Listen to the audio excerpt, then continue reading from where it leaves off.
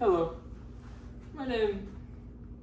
Well, I shouldn't be saying that. So, I always heard my whole life that video games make people violent, or maybe people are just violent and using video games as an excuse. That's what I thought.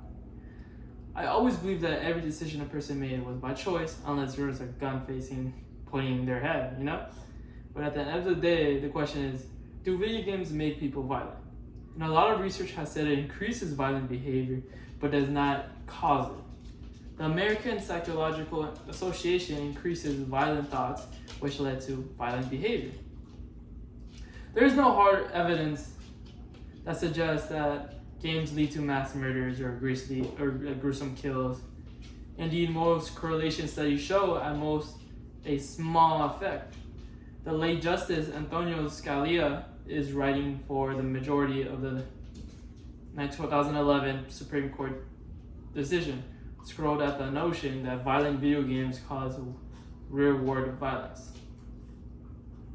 There is no hard evidence that suggests that games lead to mass murders or gruesome killings. I have no personal experience with violent video games, but the amount of violence depicted in such current video games is astounding.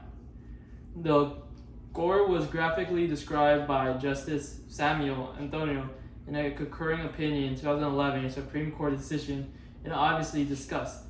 He wrote that victims are killed in every imaginable implement, including machine guns, clubs, hammers, and chainsaws, among others. Victims are dismembered, decapitalized, and disemboweled, set on fire, and chopped into little pieces. They cry in agony and beg for mercy. Blood gushes, spatters, and pulls severed body parts, and gobs of human remains are graphically shown. Yet, I still don't believe that video games cause more violent aggression. Professional societies have struggled with the issue and waged battles within their ranks without reaching a clear conclusion. In 2007, the American Medical Association Council on the Science and Public Health Insurance, a report likening excessive use of video games to a gambling addiction. Although it is acknowledged there was no insufficient research to be sure it was an addiction, there's cases like this trying to excuse these actions. The council urged the AMA to contact the American Psychological Association about including internet and video games addiction to the next edition in the Diagnostic and Statistical Manual of Mental Disorders, a text used by psychiatrists around the world. My word always bugs me. But they delayed it. But when recommendations were put up to a vote of the AMA's annual meeting, the delegates backed away and simply called for more research. A review in the video games rating system that was set up in the wake of the Senate hearings in 1993 to help parents decide whether or not their children should play the video games. So they're trying to use that video games as an excuse why this kid hurt this other kid because of video games. They shouldn't be doing that. The APA was also split initially. The association official position expressed in a resolution adopted in August 2015, and that link between violent video games expose and aggressive behavior in one of the most studied and best established. However, that aggressive included insults, threats, hitting, pushing, hair pulling, biting, and other forms of verbal and physical aggression. But there was insufficient research on whether these violent video games cause lethal violence. Studies have also shown that video games that is associated with a decrease in empathy and other socially desirable behaviors. A component of the association, the APA Division of Media Psychology and Technology, was more dismissive in any casual link.